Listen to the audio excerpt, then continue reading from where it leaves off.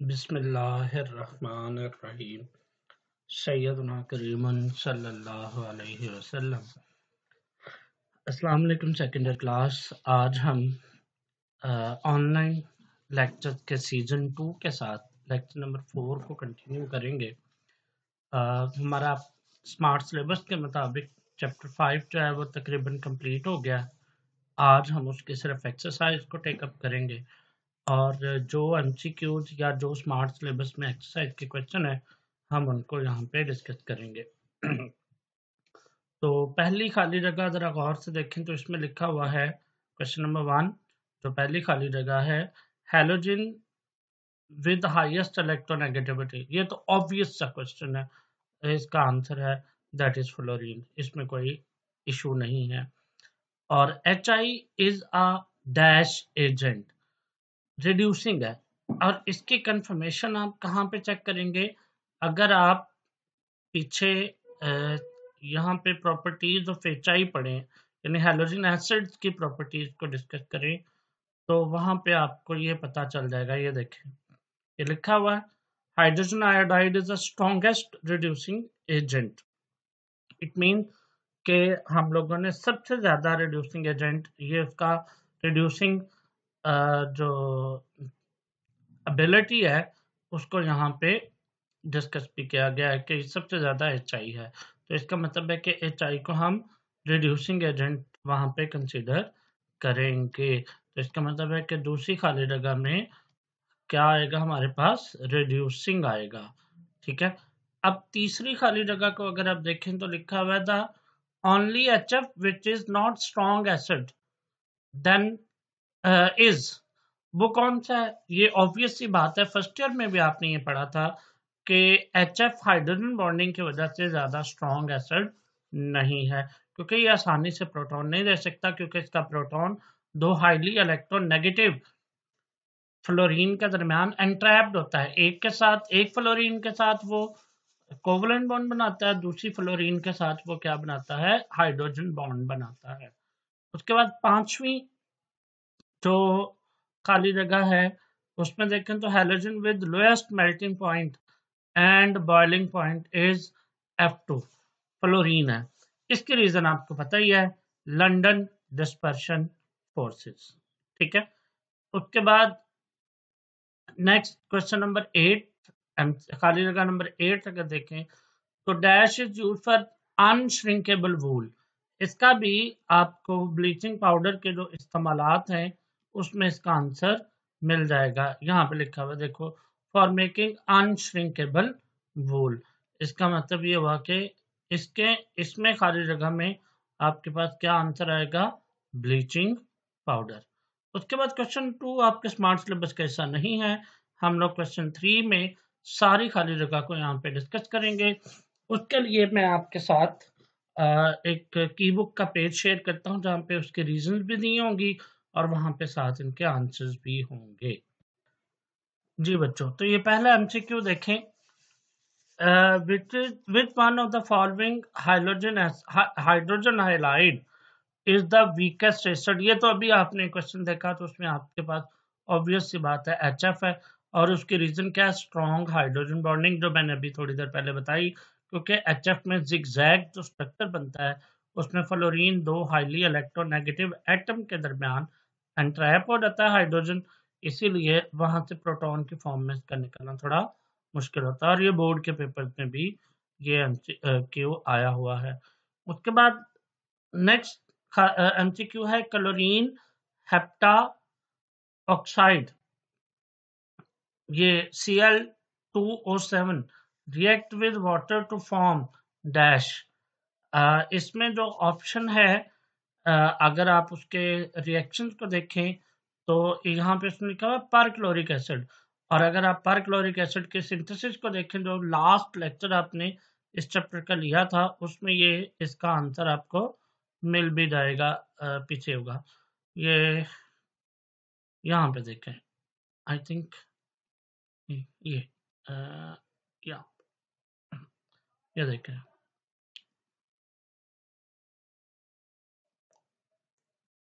This is perchloric acid. ठीक है।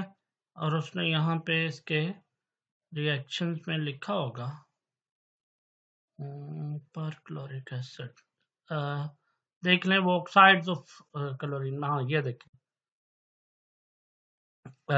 ये लिखा हुआ है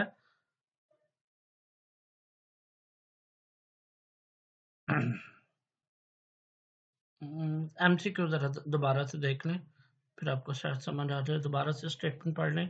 chlorine heptoxide react with water to form.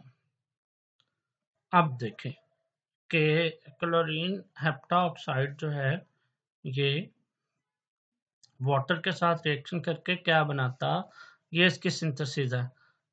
हम लोगों ने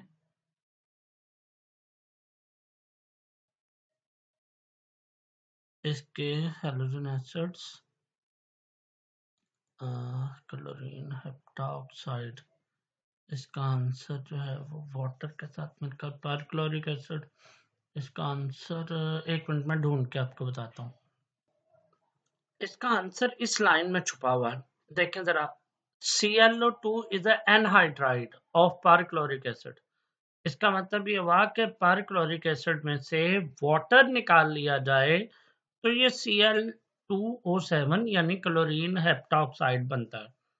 ठीक है, तो इसका मतलब ये एनहाइड्राइड, यानी आप इसमें से पानी निकालें तो ये बनता है, यानी इसमें पानी डालें तो ये बनता है। इसका उलट हो गया। इसका मतलब ये हुआ कि पारक्लोरिक एसिड में से पानी निकालें यानी उसका एनहाइड्राइड, ये क्लोरीन हेप्टाऑक्साइड है, यानी इसका पानी के साथ रिएक्शन करवाएं तो आपके पास पारक्लोरिक एसिड बनेगा। ये इसका उलट है। आपको सीधा सीधा इसका जवाब आपकी बुक में नहीं है, लेकिन इस स्टेटमेंट से आप इसको अंडरस्टैंड कर सकते हैं। नेक्स्ट आगे जरा देखें।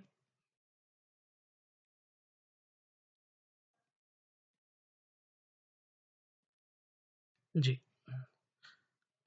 नेक्स्ट आगे जो आपका है तीसरा MCQ, hydrogen bond is the strongest among the molecule HF में, ऑब्वियस सी बात है, विच इज हाईली इलेक्ट्रोनेगेटिव। इसका मतलब इसका आंसर ए हो गया। उसके बाद नेक्स्ट अगर आप देखें तो आपके पास halogen will react with spontaneously with aurum to produce A+2। कौन सा है जो आसानी से सोने के साथ रिएक्शन करके सोने का ऑक्साइड यानी सोने का आयन Au+3 पैदा करता है। Due to very high electronegativity of fluorine, it is highly its reactivity high reactivity and the reactive with gold in the solid state to give O+C।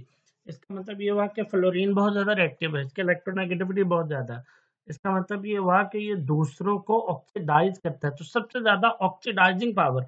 ये देखो यहाँ पे आरएन से इलेक्ट्रॉन निकाल कर उसको किसमें कन्वर्ट किया गया है, आरएन के +3 में। मेन उससे इलेक्ट्रॉन निकाले गए। इलेक्ट्रॉन निकालना ऑक्सीडेशन, यानी आरएन की ऑक्सीडेशन कर रहे हैं। कौन कर रहा है? फ्लोरीन, जो खुद बहुत अच्छा रिड्यूसिंग एजेंट है। और इसका आंसर भी आपको शायद उसकी स्ट्रेंथ में मिल जाएगा। इसका आंसर भी यहाँ पे आपकी बुक में मौजूद है। जी, ये देखें ऑक्सीडाइजिंग एजेंट, यानी दूसरों को ऑक्सीडाइज करने के लिए फ्लोरीन सबसे ज्यादा रिएक्टिव है। इसीलिए यहाँ पे बेहतरीन ऑप्शन आपके पास क्या बनती है, फ्लोरीन। ठीक है, तो अब नेक्स्ट देखें। जी, तो नेक्स्ट में बड़ा सिंपल से अभी आपने इसको डिस्कस किया, जिसका आंसर नहीं मिल रहा था वो स्टेटमेंट भी मैंने आपको पढ़ा दी। उसमें लिखा एंड्राइडाइड ऑफ HCl, यानी इसमें से पानी निकालें HCl4 तो क्या बनता है Cl2O7 क्लोरीन हेप्टा ऑक्साइड। ठीक है, नेक्स्ट आगे जरा देखें। तो ये इसको थोड़ा मैं सीधा कर लूं। जी, तो अगर आप इसमें देखें तो आपके पास है जी, ब्लीचिंग पाउडर में be produced by passing chlorine over, chlorine को किसके ऊपर पास करें, कैल्शियम ऑक्साइड के ऊपर, कैल्शियम हाइड्रोक्साइड, जिसे आप स्लैग लाइन कहते हैं। ये आपने इसकी तैयारी में पढ़ा हुआ था। तो इसका मतलब ये हुआ कि इन 5 में से कौन सी है जी? कैल्शियम हाइड्रोक्साइड, डी ऑप्शन इसमें है। ठीक है, इसमें 5 ऑप्शन दे दिए। चलें question number 7, which is the strongest acid? और ये आपको पता है कि सबसे स्ट्रॉन्गेस्ट HClO4, फिर उसके बाद HClO3, फिर उसके बाद HClO2 और एट द एंड HClO। और ये एक आपके एक्सरसाइज का क्वेश्चन भी है जिसमें आपने इनके एसिड स्ट्रेंथ को कंपेयर करना था। नेक्स्ट आगे देखें जरा, इसका मतलब इसमें डी ऑप्शन है। अब क्वेश्चन नंबर 8 अगर आप देखें, MCQ number 8, which halogen occurs naturally in the positive oxidation state? यानी कौन सा हैलोजन आपको ज्यादातर पॉजिटिव ऑक्सीडेशन स्टेट में भी मिलता है? आयोडीन, क्योंकि इसमें इसका साइज बहुत बड़ा है, इससे आसानी से इलेक्ट्रॉन निकाला जा सकता है। तो इसका मतलब पॉजिटिव ऑक्सीडेशन स्टेट में आपको आयोडीन ज्यादा आसानी से मिलता है in the form of iodate. There are some compound of iodine which present in nature in which oxidation number of iodine is positive. इसमें there are iodates, ठीक है, आयोडेट्स हैं। और इनके बारे में आपने आयोडेट्स के हवाले से थोड़ा सा आइडिया लिया हुआ जब आपने नोमेनक्लेचर देखे थे। नहीं, नोमेनक्लेचर में नहीं है, ये वैसे आयोडेट है। इसमें फॉर्मूला है, कोई भी आयोडेट ले लें, NaIO3। तो IO3 में देखें तो इसका पॉजिटिव ऑक्सीडेशन नंबर होगा। उसके बाद नेक्स्ट है, an element that has high ionisation energy and tend to be chemically inactive would most likely to be. एक एलिमेंट जिसकी आयोनाइजेशन एनर्जी बहुत ज्यादा है एंड टेंड केमिकली इनएक्टिव, और वो केमिकली इनएक्टिव है, वो आमतौर पर नोबल गैस होती है। ठीक है, जो इसकी आयोनाइजेशन एनर्जी देखें, left to the right ionisation energy increase करती है। इसका मतलब है कि आयोनाइजेशन एनर्जी पीरियड में सबसे ज्यादा हैलोजेंस की होगी, और वो केमिकली इनएक्टिव भी वही हो सकता है, और सॉरी हैलोजन नहीं, नोबल गैस। तो इसका मतलब है इसका आउटर में शेल कंप्लीट भी है, इनर्ट भी है, और इसका आयोनाइजेशन एनर्जी की वैल्यू भी बहुत ज्यादा है। उसके बाद which one of the following represent the correct electronic configuration of the outermost shell? ये 8A ग्रुप में वो होगी S2 and P6, ये डी ऑप्शन होगी, यानी 8 इलेक्ट्रॉन वैलेंस शेल में, यानी ऑक्टेट पूरा करना है। ठीक है, चलें 10-12 मिनट का लेक्चर हो गया है, तो हम इसको यहीं पे वाइंड अप करते हैं। नेक्स्ट लेक्चर में हम लोग इसके एक्सरसाइज के बाकी क्वेश्चंस को टेकअप करेंगे। बहुत शुक्रिया।